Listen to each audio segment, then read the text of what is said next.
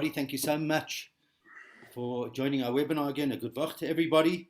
It's an absolute treat to hear Rabbi Karlebach take us through the history of Chabad and the Rabbeim. And Rabbi Karlebach is busy discussing, he's going to go through with us the previous Lubavitcher Rebbe's journey to America in 1929. Rabbi Karlebach, thank you so much for doing this, and over to you. A good vach, everybody, and thank you to Rabbi Masinta for organizing this. And I hope it adds to people's inspiration of getting closer to the Rabbeim. Tonight is actually the 3rd of Shvat, which means that next Shabbos is Yud Shvat, the 10th of Shvat, which we will be discussing at length all that happened in 1950 with the previous Rebbe's passing Yud Shvat. That was Shabbos morning, similar to this year. And that we'll be discussing, as I say, next week. Tonight, as Rabbi Masinta mentioned, I would like to discuss with you the previous Rebbe's visit to America, which took place in 1929. Close to 10 months he was actually in America, because it was from the 12th of Elul, and he was there till the 21st of Tammuz in 1930. The 12th of Elul was September 18th, 1929. I think it's significant to also mention that every Jew, thank God, possesses an neshama, a soul of God from above, which is holy. And we all have our unique missions to do in life. And they are unique because that's what our neshama has to do. A Rebbe is something else completely. As we are taught, a Rebbe is a neshama klolis, a general soul. That is similar to the Moshe Rabbeinu in our generation. We are reading now in the portions of Va'era and next week Boy, all about Moshe Rabbeinu's role as the chosen leader of the Jewish people, how he suffered during the exile of Egypt and all the persecutions that took place, how he suffered with the Jews, how he challenged God until he was able to perform all the miracles and lead the Jewish people for 40 years and get them the Torah. So he stood, so to say, between God Almighty and the Jewish people and was a faithful shepherd. And that is what a Rebbe is. He has a remarkable influence on people way beyond the average individual, as we will shortly discuss.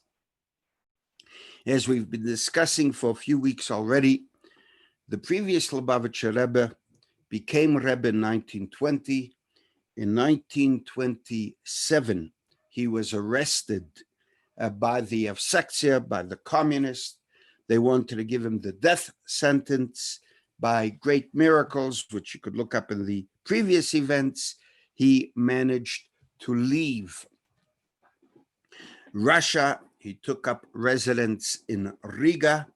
There was a big chassid by the name of Reb Mordechai Dubin, who was also a very influential figure in the Latvian Senate and had a great amount of influence in freeing the previous Rebbe as well. In 1929, we know that was the wedding of our Rebbe, and that was in Kislev, so that was in the 3rd month. And then he went for 2 weeks in the month of Av to visit Israel. While he was on the boat coming back from Israel, he received the tragic, harrowing news of the Arabs murdering the Jews that he met in Hebron and in many other places, the uprisings and the riots. They think the intifadas happened in the 70s. The intifada started way, way before 1929. There was a terrible one without all the problems that we have. And that affected the Rebbe very, very deeply. He came back to Germany, and there actually he met with our Rebbe as well. Our Rebbe came from Germany to meet with the Rebbe. And then on the 6th of Elul, on a Wednesday, he started to leave to America. He was on the boat from the 6th of Elul to the 12th of Elul when he came to New York. And as I say, he would be there till the 21st of Tammuz, which is close to 10 months in 1930. America at that time, in 1929, had a few Hasidim already, Rabbi Jacobson, Rabbi Lokshin, and a few others. And they sent invitations and did whatever they could so that the Rebbe should come to America. He came with his son-in-law, the Rashag, Rabbi Shmayahu Gerari. This Reb Mordechai Dubin also accompanied him to America for a few months, and he also had some of his secretaries, Reb Chatzah Fagin, Rabbi Yecheskel Fagin, who went with, and the arrangements that they made to make sure that the Rebbe's visit would be as impactful as possible was something unbelievable. And the Rebbe had a few motivations in coming. In 1929, this was 2 years after his release in 1927, Russian Jewry, and there were over 2 million Jews still in Russia at that time, were suffering terribly. And they were under darkness and oppression of Stalin, and they needed a lot of money to be able to do anything. As we've discussed, in 1929, the Rebbe was very involved with getting matzah to the Jews in Russia, and they needed, as I say, a fortune of money. So one of the reasons the Rebbe wanted to go to America was to create an awakening and a responsibility that American Jews should have towards a Russian Jewry, and to help them in material ways. America did not have a great reputation at that time amongst the Jews in Europe. It was called a Trefene Medina. It was called a country in which everything is terrible. All they worship is the mighty dollar. They don't care about Judaism, and they have turned their backs on Judaism, is what people said. And the Rebbe wanted to ascertain this for himself, and he also wanted, as much as possible, to bring spiritual life to Jews who lived in America in 1929. And we will see he was extremely successful in this mission. What he discovered was a lot different to what people told him. Now, I'd like to explain a little bit about American Jewry. In 1880, the oppressions started, and in Eastern Europe, and many Jews came to America. The original Jews who came to America were German Jews. They built up the great banking magnates. They settled in Park Avenue, and they weren't really connected that much to Torah Judaism. But as the oppressions started, people were forced to come more and more to America. And those who came from Hasidic backgrounds settled in many various cities in America, and they started Chabad Nusach shuls. So many of them were called Anshe Nusach Ari shuls, Tzemach Tzedek shuls. There were approximately 250 shuls in America in the late 1920s, early 30s that were somehow or other involved with Chabad, with Lubavitch. And the Rebbe would go visit many, many different cities within America, and to make his impression. So let's start with his coming. There were literally every place he went to, there were thousands of Jews. He came to New York Harbor on September 18th in 1929. That day was a very rainy day. And even though it was so rainy, thousands of people already gathered at 6 a.m. People knew about the sacrifices that the Rebbe had made in Russia, and they were so what expectations. There was such a wild yearning to see the Rebbe. And they made special arrangements that when the boat came into the harbor, there would be a little boat to receive the Rebbe, so they don't have to go through the normal way and to come into New York. There were a lot of police there, and they had very difficult time getting through the crowds. There's a beautiful picture of the Rebbe walking proudly, actually accompanied by police, to when he landed into America.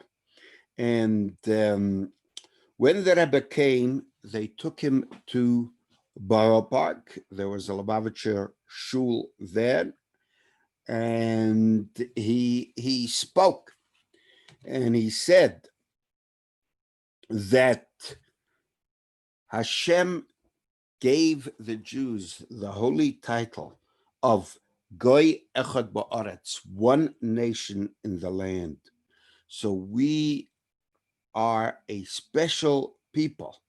And the Rebbe said, it makes my heart joy to see on the other side of the world, the other side of the ocean, so many Jews. There were thousands of people who had come to him, and he wished them a ksiva v'chasima tova, as it was already in the month of Elul.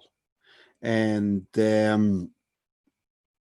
they hired a house on 14th Avenue and 46th Street in Borough Park, where he stayed during the time that he would be in New York. And he came in, by the way, with a boat called La France. And the impression he made was something very, very special. They say from 10 o'clock in the morning on 14th Avenue, the place was full. And the Rebbe was going to a shul called the Tzemach Tzedek Shul Nusach of a ballpark, and it was very difficult for them to get through. And he said, when the Rebbe saw them, he said, it gives me such great pleasure to see this crowd that has come to welcome me. And then Reb Mordechai Dubin also spoke, and he said that the situation in Russia is a very helpless situation, and the trouble there that they are going through is so great that we have to help them in every way, because the Jews of silence in Russia were basically cut off from the rest of the Jewish world.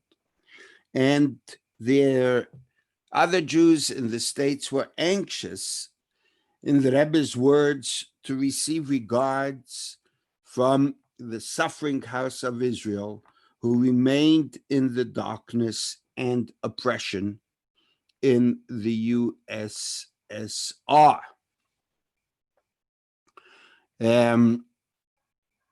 So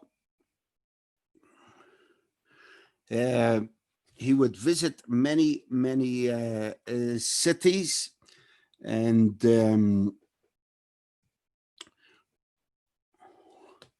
he, in addition to the rousing the American Jewish community that were towards Russia, the main part was to familiarize himself with the conditions there. Now, he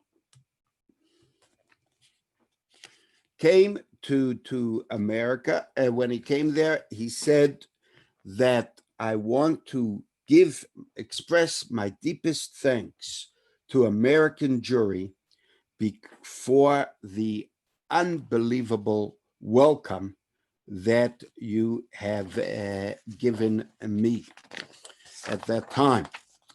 Now, he didn't only inspire Chabad Hasidim while he was there, but every single Jew possible.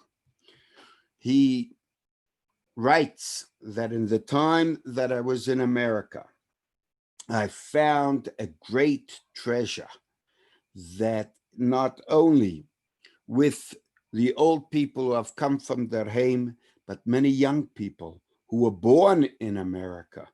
And because of their education, they are very distant from the knowledge of Torah, and not knowing anything about the positive and negative mitzvahs. That's why they don't keep them. But their heart is pure, and they want to be involved. And the Rebbe started to establish that every shul and every place should have many shiurim, especially on a Tuesday night. He made them started encouraging them to have shiurim, and some of the shiurim that the Rebbe encouraged lasted from 1929 all the way well into the 40s and onwards. One of the things that he especially encouraged, and this was kind of quite a revolution for the time, was to start women organizations, Neshei Chabad, and especially in the field of Taras HaMishpacha, that they should start it. When he came to Philadelphia, he encouraged them to make all types of programs and to have lists of people who were involved, and those things he kept up with quite a bit with the Taras Mishpacha. He also had a Dr. Jung and a Rabbi Smeltine to write booklets on the importance of Taras Mishpacha, which were then disseminated to many people. And as I say, he had a very big influence on that as well. Rosh Hashanah and Yom Kippur, the Rebbe was in New York, and on Rosh Hashanah, he stayed in Brownsville, which was 10 Lubavitch shuls already, and there was a big Beis HaMedrash on 195 Watkins Street, which they would, it was a very big building, a shul, and that's where the Rebbe would be for Rosh Hashanah Yom Kippur. And the Rebbe stayed in a doctor's house. He moved out, and that was on Stone Street.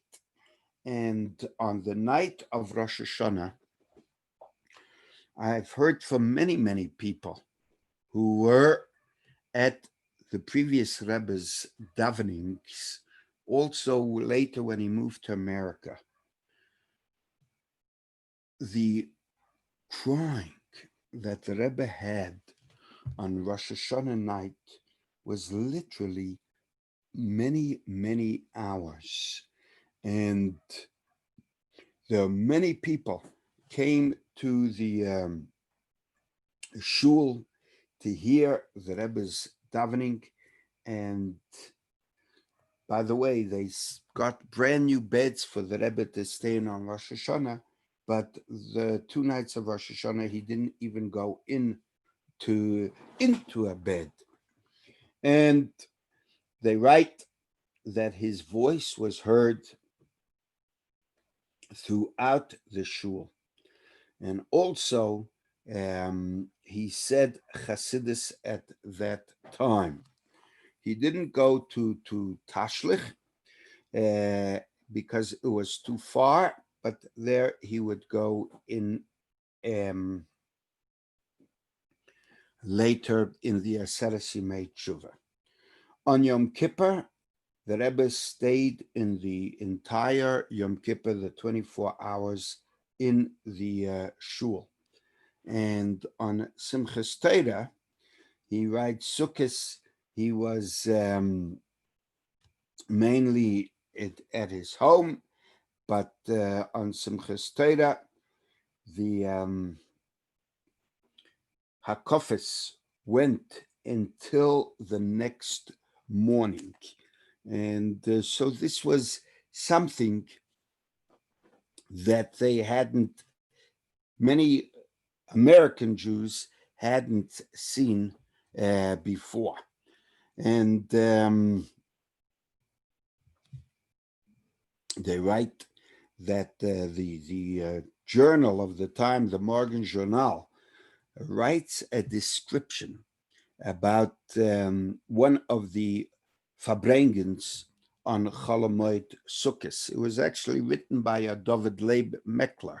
He was the same one who the previous Rebbe would give his Zechronis, his memoirs, Lubavitcher Rebbe's memoirs, to write up when he would come second time to America.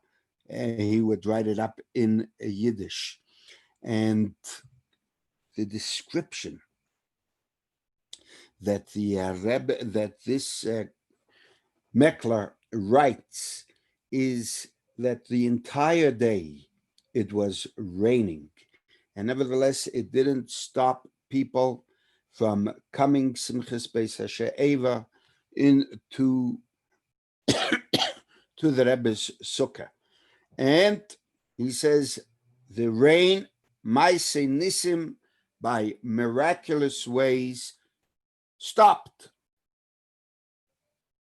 And the Rebbe was able to come into the sukkah to verbring with the people. And he said you could see on the Rebbe's face, durchgenommen mit Zar, but even though it was full of the pain that he had gone through,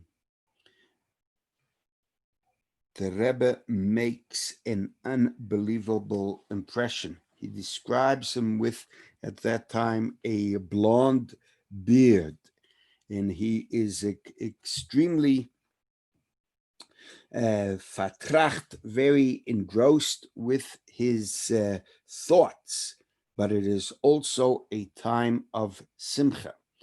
And he discusses that at that Simchas Pesach Sheva, together with many rabbis, there was also the famous Yossele Rosenblatt, who came as a chazan, and Reb Shmuel Kantorov, another famous chazan that was there at the time in New York.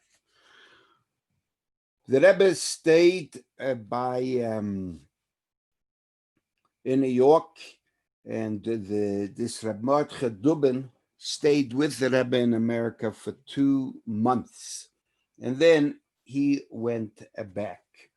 So they say that the main time he spent in America was in New York, but on the Sunday, the 13th of Kislev, almost a whole month, he was in Philadelphia, and then from the 12th of Tevis until 4th of Shvat, he went to Baltimore. Then he went to Washington, as we'll discuss, and on Hey Shvat, he returned to New York. Then he went to Chicago, he went to Detroit, and then he went to St. Louis. He went back to New York, and then from New York, he went to Milwaukee and to Boston and to a few different places. And he also met with President Hoover in Washington, D.C. And on the 21st of Tammuz, he would go back to Europe. Now, the first trip he made after New York, when he had thousands of people who had come to meet him, he went to Philadelphia. And as I said, he was there for close to a month. The time that he was in Philadelphia, when he came into the station, because he came by train, there were thousands of people who wanted to see him. And then they had a whole parade. The mayor came to meet him, and he says there was a long parade of cars that came to meet him. And they went to Independence Square. And when he came there, he sat on the same chair that George Washington, they have a chair there that George Washington sat on.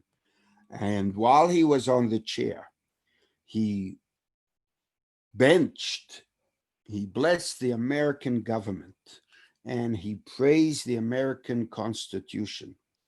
And he says that this has been my first wish since coming to America, to see the wagon, so to say, of American freedom.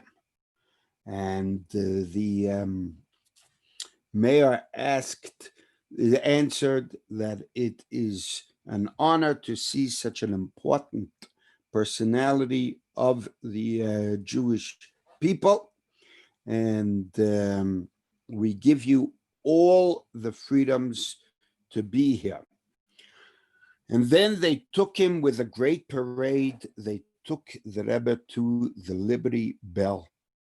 There he had a beautiful wreath that he put on, and he said that the freedom, which is based on freedom of religion, is the greatest freedom of all. People came to the Rebbe from every field of life. It wasn't only from Jews that came, it was also many Reform Jews, and the Rebbe didn't distinguish, so to say, between them. The Rebbe also was very taken by the inspiration that he found by Russian Jewry, by American Jewry. But he said that we have to be sure that the inspiration that we create here, the fire that we create here, is a fire of wood that leaves behind coals, and not a fire of benzene or of alcohol which just burns out and there is nothing left. That is one of the things that he wanted very much. And from Philadelphia, he went to Baltimore. These places, although today they don't sound like they are so Jewish, but they were very, very Jewish at the time. They had as I say, a lot of Lubavitch shuls also, and the mayors came out to meet the Rebbe, and the Rebbe was in Baltimore for 3 days, for 3 weeks, and he had people coming to him from day to night, and he had many yechidison.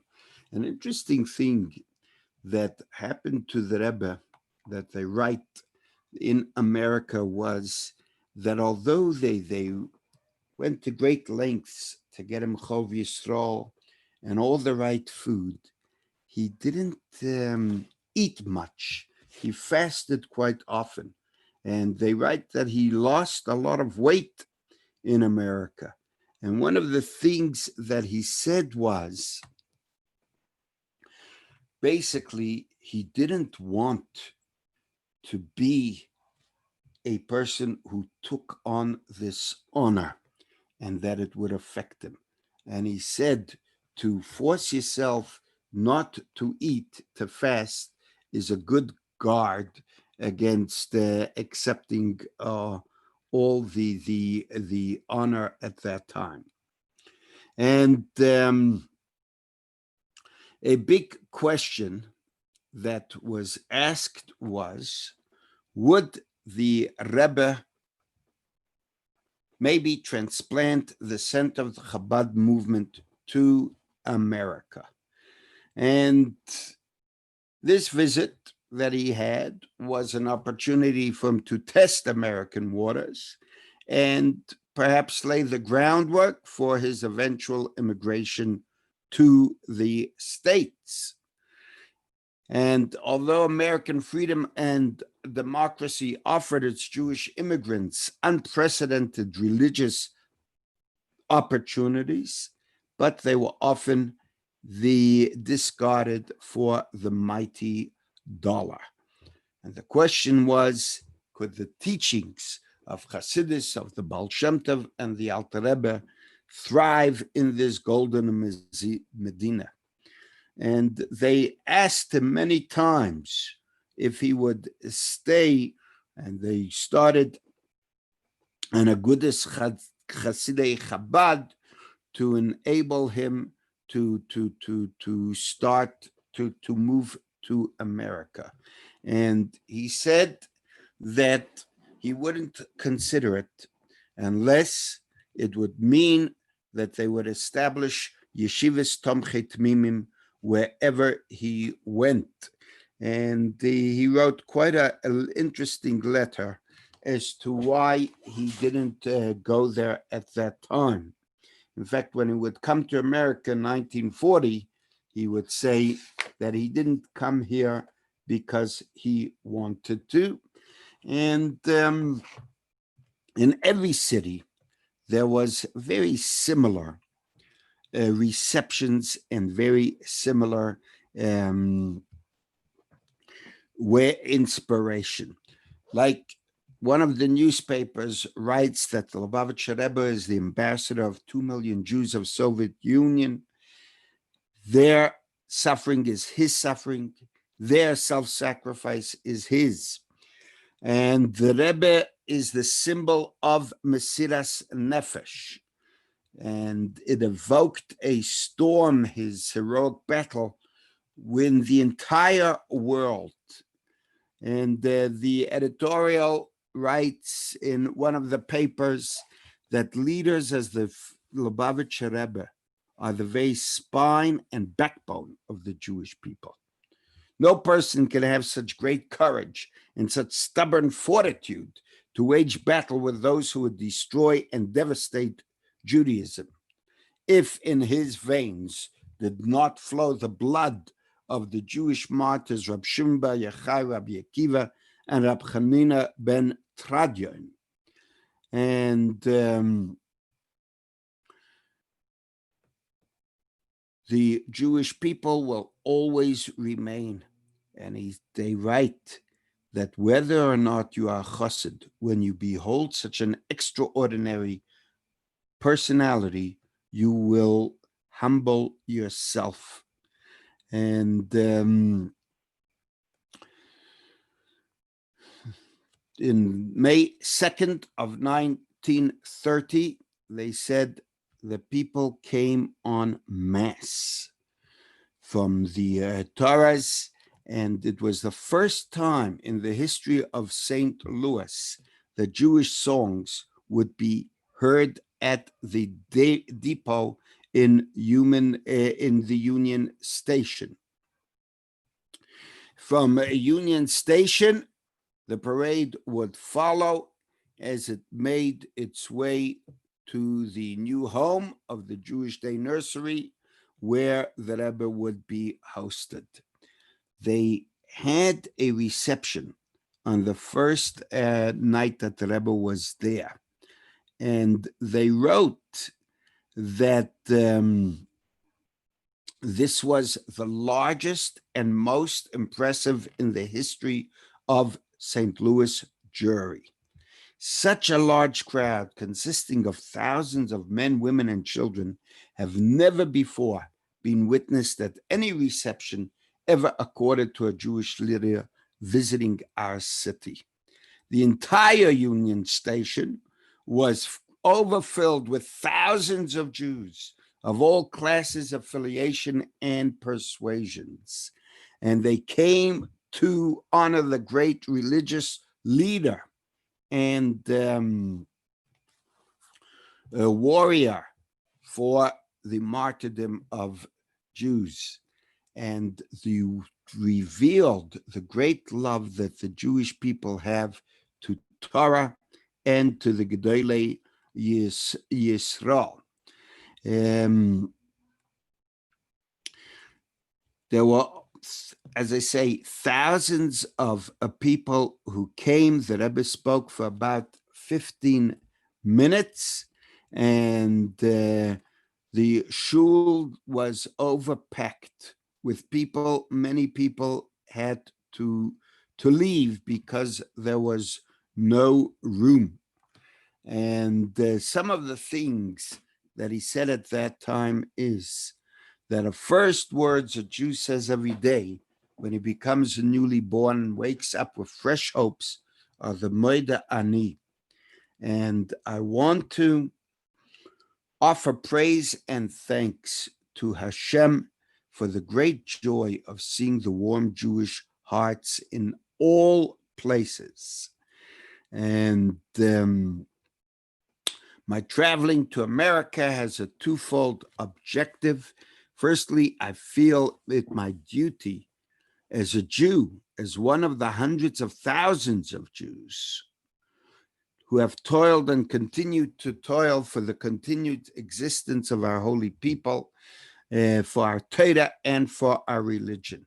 And then the Rebbe added, there isn't a greater or lesser Jew. We may have those who are greater or lesser in the knowledge of Torah, in fulfillment of mitzvahs. There might be more observant or not so observant, but in our self-sacrifice, in our faith of the preciousness of Torah, there is no greater and no lesser. He says, the Rebbe said, I will not describe the situation in Soviet Jewry because it is difficult to convey in words. Whatever you read is merely a small portion, a fraction of what it is like in real life. I want to bring you regards from our precious Jews in Russia and to relate to you of their great self-sacrifice and how proud and steadfast they stand. And we are extremely proud of them. And the Rebbe did not detail the religious persecutions, the material deprivations, and the oppressions that the Jews of Soviet Russia were enduring at that time. And he doesn't condemn the communist leaders or the exiles to labor camps. And the same is true also with our Rebbe.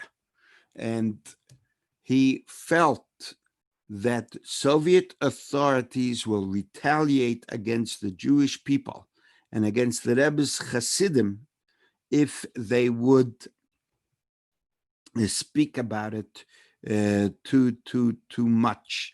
And he said that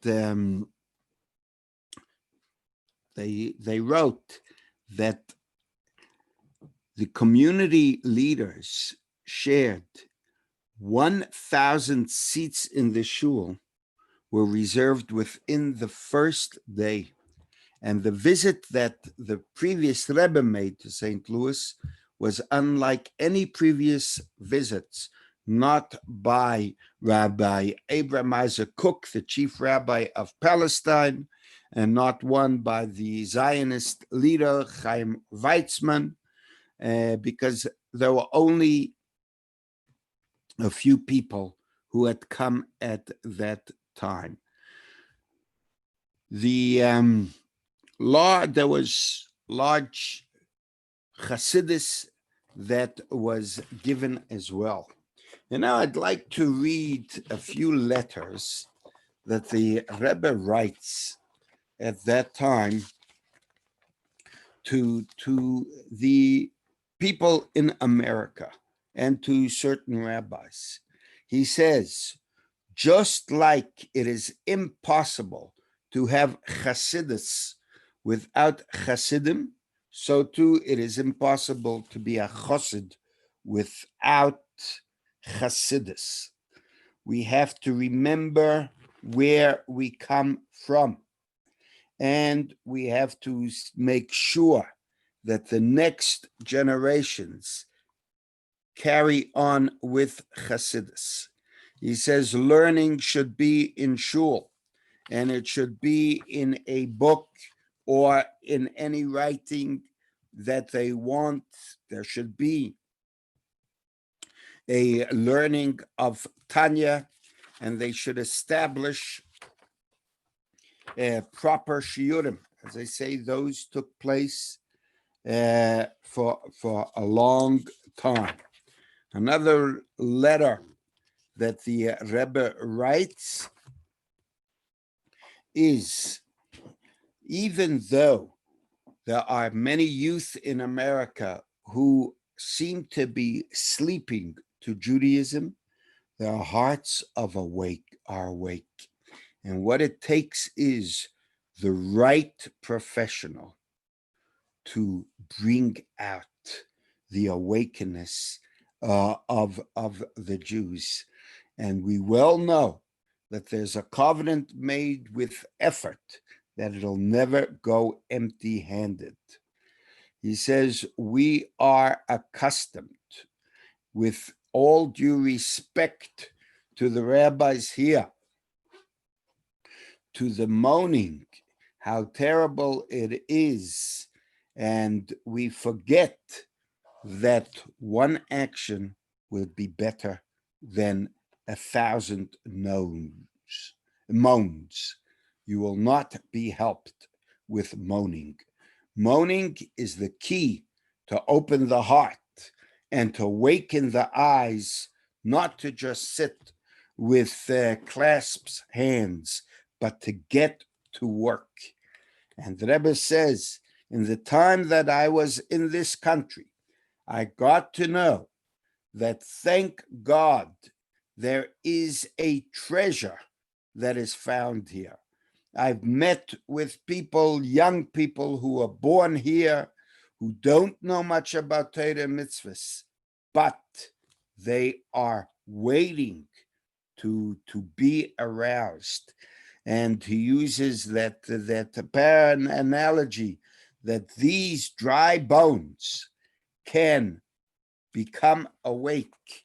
We have thousands of Jews that we can influence with Taras Mishpacha, Kashrus, Shabbos, Tefillin. And when you think about it, in 1929, this was a different situation. It wasn't as it is today. And he writes this to quite a few different people. In fact, in the letters, amongst the things that he writes also is that we have come down into this world, he writes to a certain rabbi, in order to fulfill our mission in life. We have all missions. The mission is not just for physical things. And he says that this is true about every Jew, and especially about the rabbis. Even though the rabbi in America 1930 is different to rabbis elsewhere, he says the first thing we have to do is our exodus of Egypt. And what is the exodus of Egypt in this country?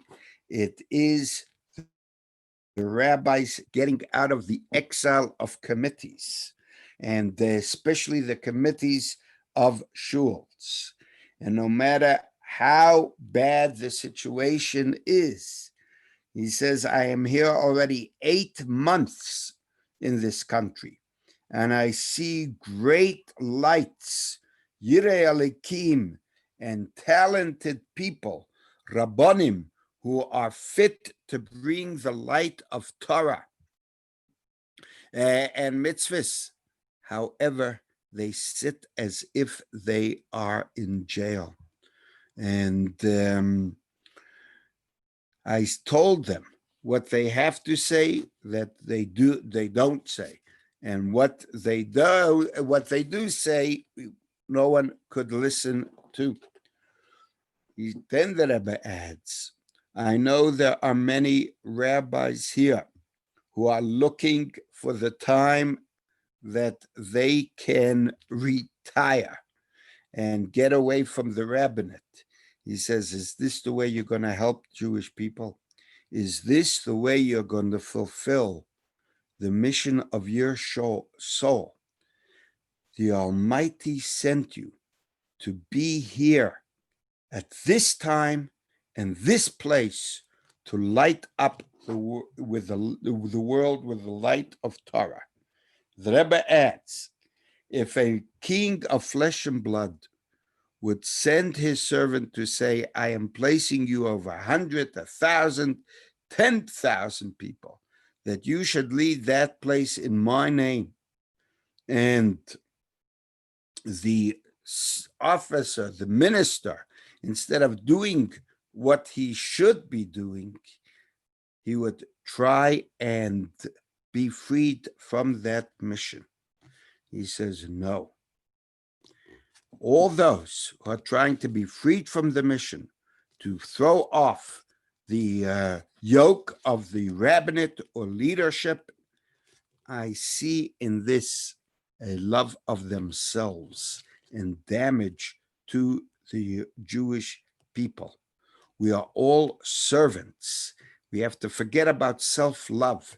It is divine providence that chose us and put us in this place to stand in the front, to work with everything we have to spread Yiddishkeit. And thank God people are listening. But, and this is what he writes to a certain rabbi, you could accomplish a lot more if you would join together and unite towards doing the right thing. He also, as I said, writes a lot of details about the Taras Mishpacha and all that he set up to do. Now, in St. Louis, the Rebbe, before his departure, he serves actually as a sandik at a bris, and the general atmosphere of America was that they felt as if it was a Yom Tov spirit this week because of the visit of the Lubavitcher Rebbe. And the warm speeches that he gave. They also write that the Rebbe assisted in fundraising efforts to make sure that there would be a first freestanding mikveh building in St. Louis. There were certain people who wanted the leadership to undertake the construction of a mikveh, but in 1930, there was hard economic times. The funds of the mikveh was not easy to come to. When the Rebbe came to St. Louis, they decided to capitalize on this awakening of Yiddishkeit and to finally procure the funds to get the mikveh. And the Rebbe looked around and he responded that a committee should be formed specifically for the purpose of getting the mikveh. And the Rebbe met with that group and he gave the committee a few rolls of coins that would be distributed to anyone making a donation to the mikveh. And he said that the Rebbe said when he gave over the coin, I give you this coin and hope that in the merit of my holy ancestors, anyone who will have this coin will be protected from pain and will be blessed with offspring. And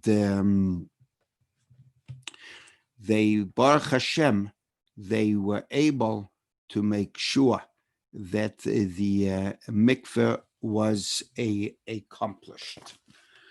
And so the goal of the Rebbe in his visit was one that in many ways truly accomplished a lot more than anyone can imagine.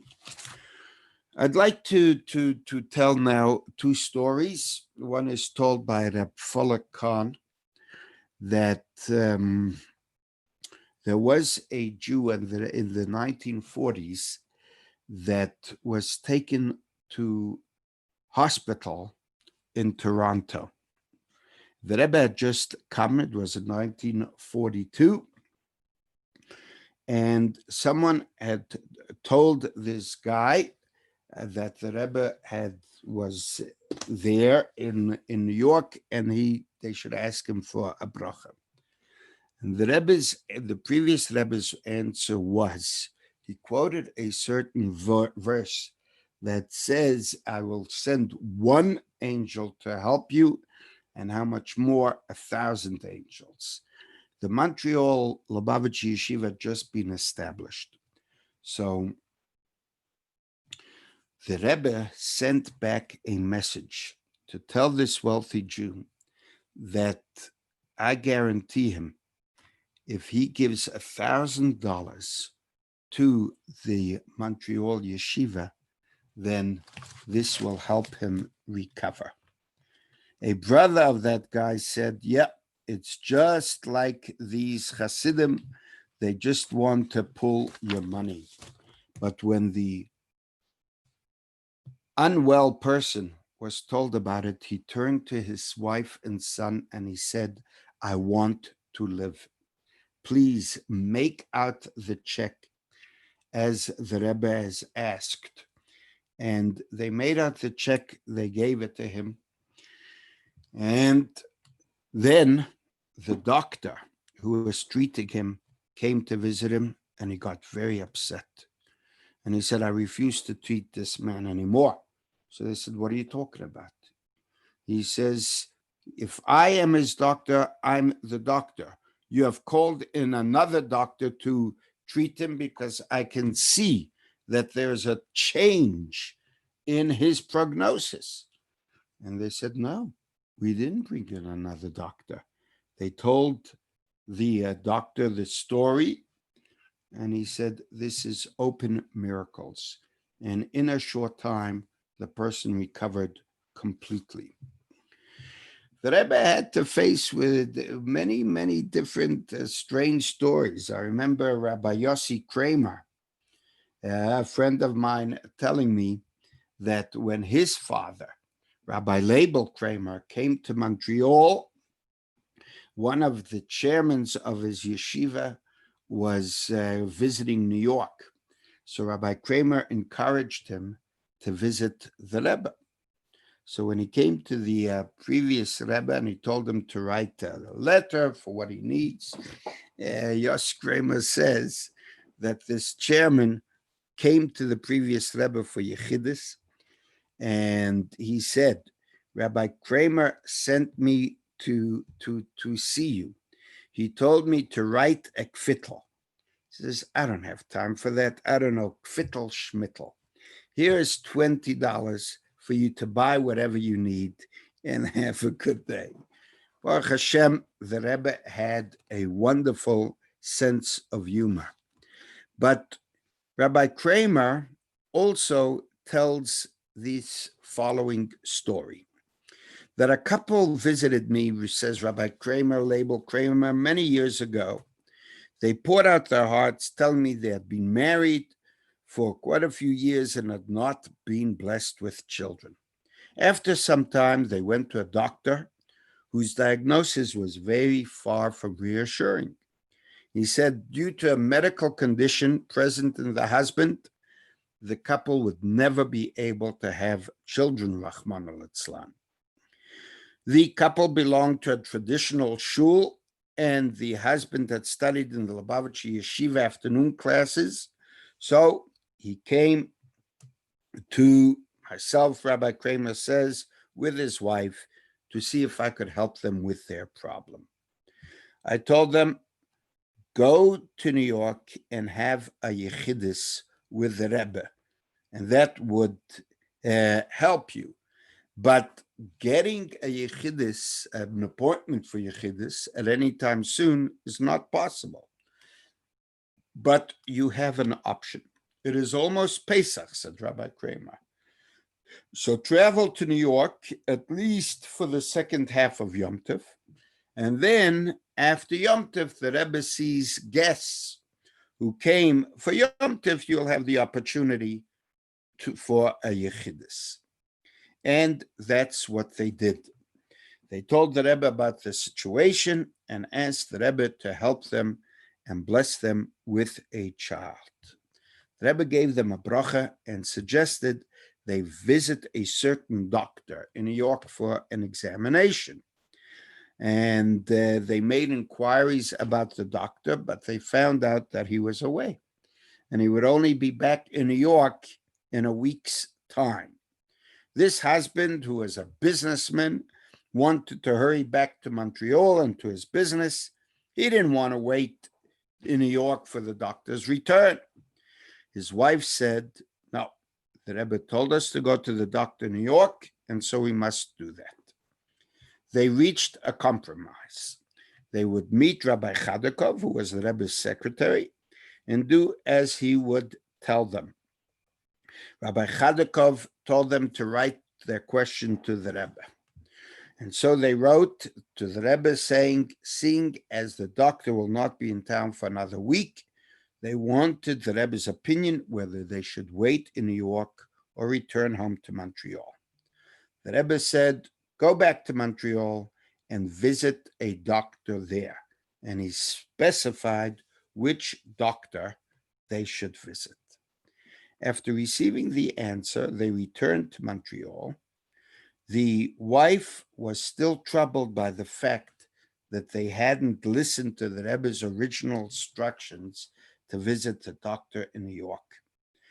They once again came to visit Rabbi Kramer, and before they entered my office, I could hear them arguing about something. When they walked in, Rabbi Kramer said, what happened? Why are you arguing? The wife said she disagreed with her husband. Because the Rebbe had told them to go to a doctor in New York, they should have listened and done that. Yes, it would have been difficult to remain away for so long. But if you have to wait, you have to wait.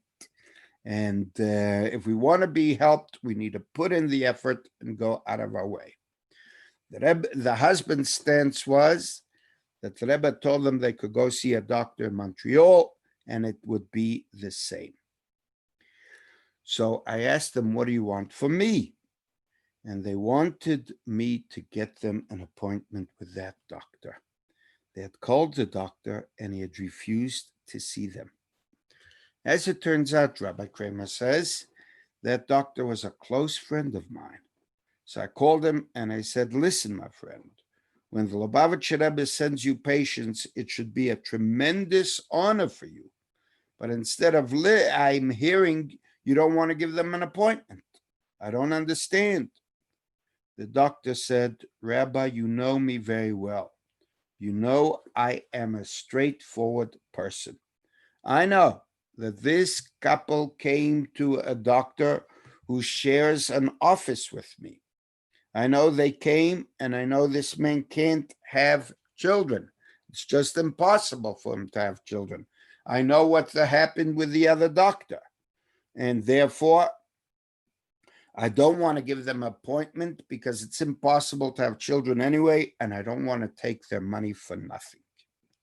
Rabbi Kramer said, that all makes sense. And such an argument should be taken into account, but not when the Rebbe sends someone to a doctor.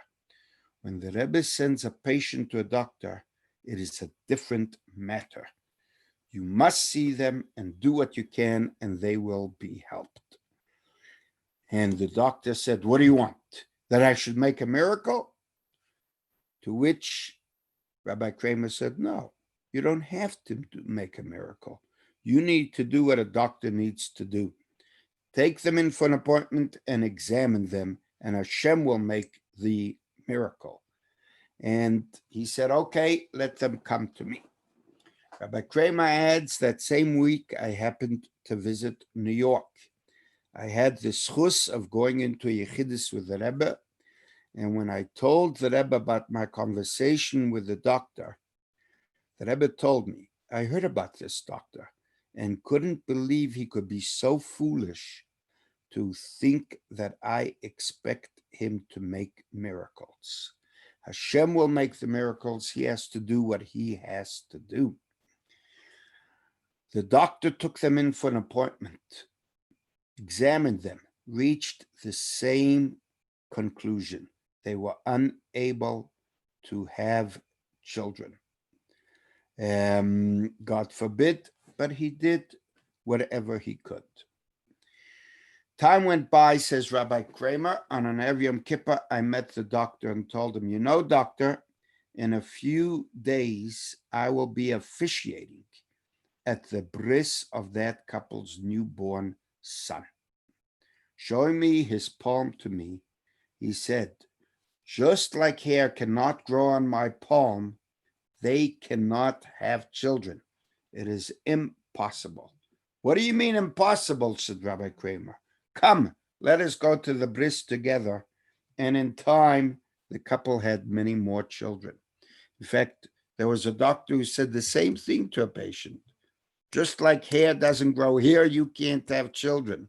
And when they told the Rebbe, he turned over his hand and he said, just like hair grows here, so you will have children. It is not in our hands. It is in the Almighty's hands. Let us use this week before Yud Shvat to establish study time, especially in the famous Maimer Bossi Lagani, to become more connected with our Rabbeim, and to finally, through all our efforts and through the Rebbe's efforts, merit to see Mashiach speedily. Thank you.